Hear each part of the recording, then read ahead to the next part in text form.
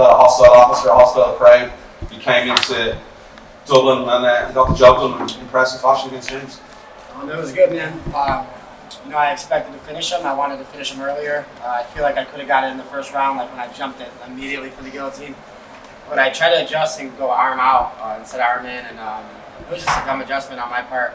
I feel like I really could have got it there, but he did a good job of defending it at first, and then he did a good job of I did have a large weight cut, but he did a good job of grappling back. I expected I know he's a grappling expert as well, but I felt like I dominated him a little easier, and when he gave it back, it kind of fatigued my arms.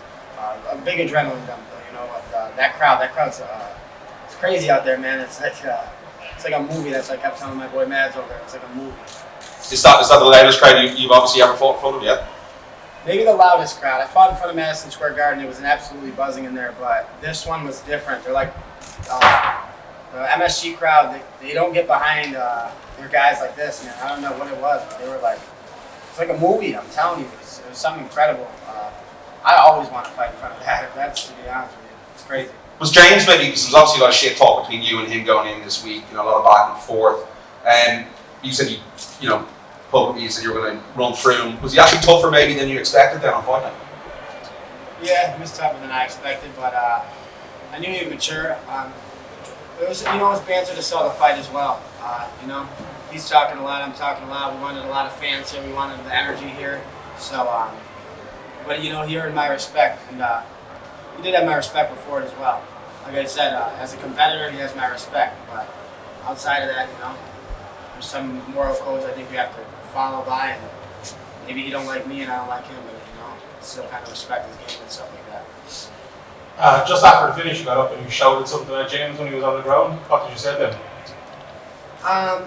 It was nothing. It was just more of us. I wasn't talking throughout the fight, and James was talking a lot to me. So he was like, "You have nothing for me, mate. You have nothing for me. You've got shit for me." That's what he kept saying. So that was at the end of the second round. If you look, when I had him against the cage, and then I crucifixed him. I tried to land some elbows. I wanted to cut him, but I think I told him. I don't even know what I said. Should have helped him up like I said I was gonna, but instead I think I was caught up in the moment, and I think I said I do have something for you. What was the story with the weight cut? Obviously, you've been swaying yesterday. Was there a reason, an injury coming in or anything like that, or what was the issue? No injury. I think I just I came in here on Sunday, and I quarantined until Monday, so I had Monday, Tuesday, Wednesday. I had 3 days to cut a lot of weight, and I just didn't hit my mark. Normally, I'm able to hit that mark. My body stopped sweating when I was in the sauna at 137. My scale was actually a little lighter, so I thought it was only a pound over, but their scale was, I think, 0.6 or 0.8 from mine. But it wasn't like I missed by 5 pounds. I've never missed weight my whole entire career, 27 fights, amateur and pro. And, I was at 37, and to get fined for, the amount of money I did for a pound, believe me, I tried everything I could to make that. What was the amount you were finding? Because there was a lot of talk yesterday of negotiations back and forth. Did James ask for a big percentage, or what was the story there? I'm not sure. Our managers discussed it and stuff. They worked it out, but it was it was just a normal fine. The standard fine, I believe. And last thing for me, you seem to gain a bit of respect from the Irish fans. You got a few cheers as you were leaving. Did you appreciate that? Yeah, man. I like the Irish people. I like them all week, man. They're one of a kind. These fans. They like his submission style. They like his submission prowess. So I feel like they can like me as well. And when the dust settled, I wanted to be respectful. There was nothing but respectful with me and him when we were in the cage. After that, after the fight was done, the emotion settled. I could shake his hand, and I could now be a fan of him. And I think we'll meet again as well. The wake up was already mentioned, but you also ended up over here without your coaches. Could you speak a little bit on what happened there? Well, I ended up without my coaches because one of my coaches, his sister got very sick from the vaccination. She got vaccinated, and then she had a stroke maybe a week later. So he was very nervous. One of my coaches is a little older of a man, and of course Jake Shields was supposed to come with me, but he didn't want to get vaccinated either. He's kind of anti-vax. And then my buddy Dennis was also my other coach, my wrestling coach. But I made up for it. Earlier in the week, I came out here with my boxing coach only. But then my boy Mads Brunel, number 2 featherweight over there, he's from Denmark. He flew out here from an hour away to show love, him and his coach. We call him MSP now. his other coach there. They came out, they showed love, man. They really picked it up for me. Alex couldn't have held that banner by himself, and Mads came in the second round and he gave me great advice. We trained together at Extreme Couture, and it was a lot of stuff that I hear from like Dennis Davis, Eric Nixick, a lot of stuff, technical stuff that I feel like I was able to capitalize on going forward in between rounds. Kyoji Horiguchi and Sergio Pettis are going to be fighting for the title. Where do you see yourself featuring in that title picture? I'm right there. I'm 15-1 now with 12 finishes. I feel like I'm right there, but whatever Bellator wants to do, I'm down for it. I definitely want another shot at the belt, and I just captured this name with a big finish. But I'm gonna take it tonight. Take a week or two, talk to my management, kind of just like reassess things and get back into training. Like I love training more than all this, man. I love to train every single day. So this stuff it comes with a lot of pressure on your shoulders. With a fight like this magnitude in front of these many fans. So I just want to take a little bit of time, reassess things, talk with my family, see what's next, and just keep moving forward. The narrative coming into the fight was a battle between two slick grapplers. It seemed like it was almost a battle of the guillotine in there tonight, specifically in the grappling departments. How did you feel James matched up with you? He's tough, man. He's got just underrated wrestling, I guess. But he was tough, Granted, I feel like I had a little bit of an adrenaline dump in the first round. In the second round, I felt like I could take control. I don't feel like I was that close in that guillotine that he tried. I know he was trying for it, but I was never gonna. He'd have to put me out to make me quit. You know what I mean? I never, in a fragment of my mind, thought I was gonna tap from that or, give up. You're gonna have to put me to sleep. But I feel like I'm still the better grappler, and feel like with some minor adjustments, they were well prepared for me though. James Krause, he's a really good coach. He was very well prepared for me. I just submitted Tim Elliott in a minute, like a couple months ago with the guillotine. James Krause was right in the corner, so I know that they were watching for it. They know my arm triangle, they know my back takes, they know some stuff about me, so they were well prepared. James got a couple extra months for this. We were supposed to fight in May, so he took an extra 6 months to polish up on his game to make sure he was ready. Patchy, congratulations on the win. Am I misreading your body language? Are you limping slightly, or is that?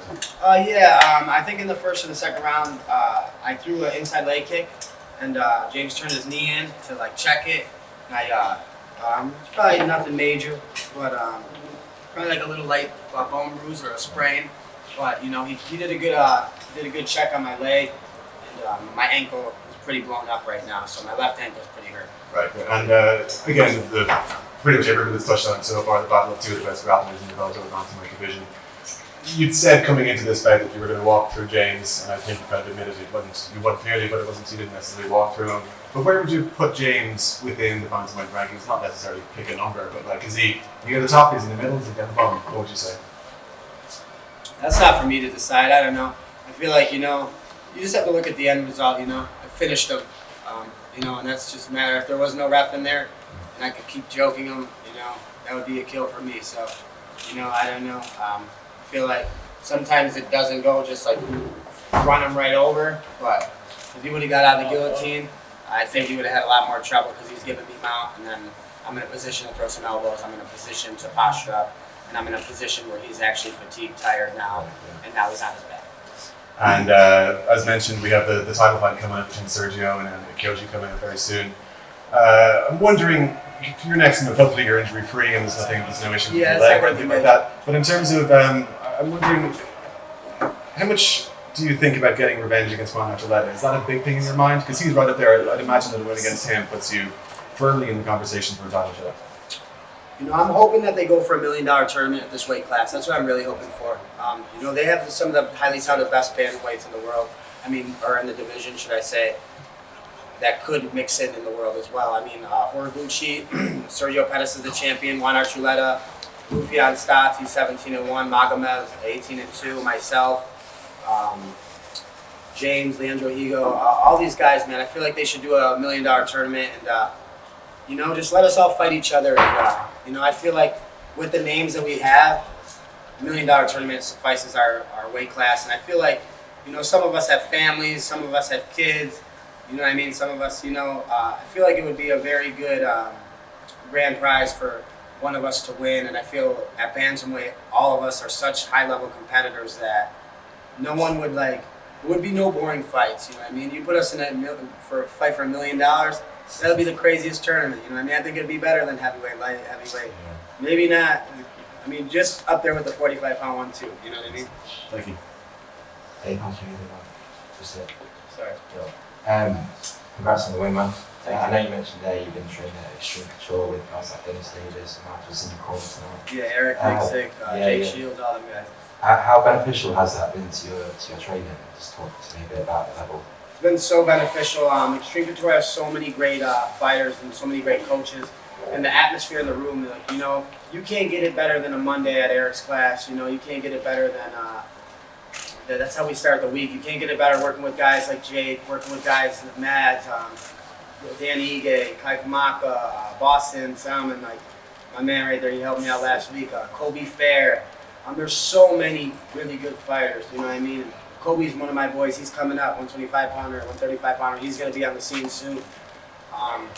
There's just so many good coaches out there, and then on top of that, you know, just being in Vegas, 10th Planet, Coach Casey welcomes, you know, everyone in. Just such a, there's so many places to train in Las Vegas, and they're so open, and everyone, you know, you could really learn a lot from each individual gym and each individual person. I pick a lot of brains, and you know, there's so many great athletes and competitors out there. I really feel like I'm in a good fit in Vegas. Yeah, that's great, man. And I know you mentioned the national Tim Elliott as well, was that on the high rollers? Yeah. Have you got any more tournaments like that coming up? I was actually planning on scheduling to. I was gonna go on high rollers next Friday or Saturday night, as long as this went well. But I don't know how my ankle's gonna feel, so I'm gonna wait till Monday and reassess it. But if it is all right, I wouldn't mind rolling at high rollers. I like to do it for fun. I like to do jiu-jitsu for fun. I like to compete for fun.